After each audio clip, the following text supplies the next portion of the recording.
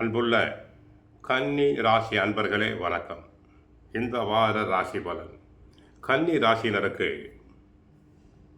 5ல் சூரியன், செவ்வாய், சுக்கிரன் இணைவு, 6ஆம் இடத்தில் புதன், ராகு, 7ல் சனி, கண்ட சனி, 10ஆம் இடத்தில் குரு வக்கரம், விரய ராசியில் கேது இருக்கிறார். எதிர்பார்த்த சில காரியங்கள் நிறைவேறும். தன வரவுகள் தாராளமாக இருக்கலாம். கருத்து வேறுபாடுகளும் விலகும். சிறு சிறு அவப்பெயர்கள் ஏற்பட்டு நீங்கும். பிடிவாத சிந்தனைகளை குறைத்துக் கொள்வது நல்லது. வியாபாரத்தில் இருந்த மந்த போக்கு விலகும். கடுமையான பேச்சுக்களை மட்டும் தவிர்த்தல் வேண்டும்.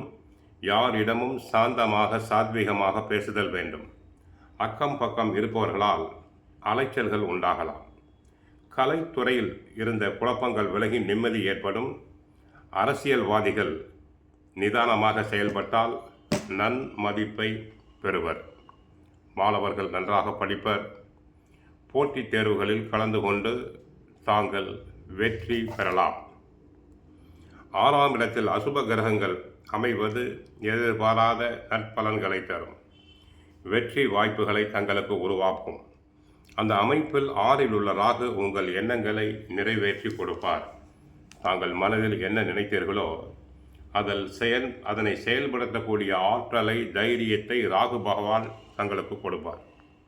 பழைய கடன்களை அடைப்பீர்கள். நிம்மதியான சூழ்நிலை தங்களுக்கு உண்டாகும். வாடகை வீட்டில் இருந்தவர்கள் சொந்த வீட்டுக்கு செல்லக்கூடிய வாய்ப்பு உருவாகும். மேல் அதிகாரிகள் பாராட்டுவார். வெளிநாடு சென்று வேலை பார்க்க விரும்புபவர்களுக்கு நல்ல வேலை வாய்ப்புகள் உருவாகும். அதனால் பண வரவுகள், ஆதாயங்கள் அதிகரிக்கும்.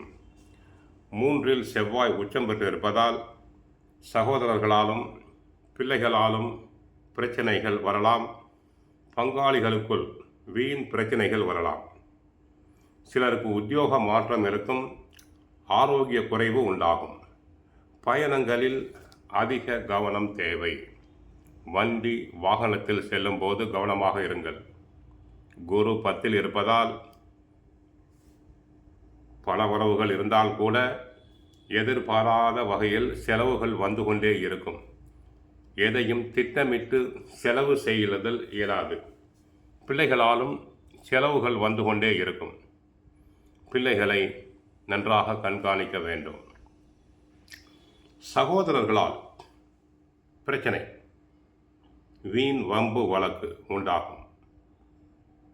ஆக கன்னி ராசி அன்பர்கள் சற்று கவனமாக இருங்கள். கோவிலுக்கு சென்றால் மகாவிஷ்ணுவை வழிபடுங்கள். வாழ்க வளமுடன், மங்களம் உண்டாகட்டும்.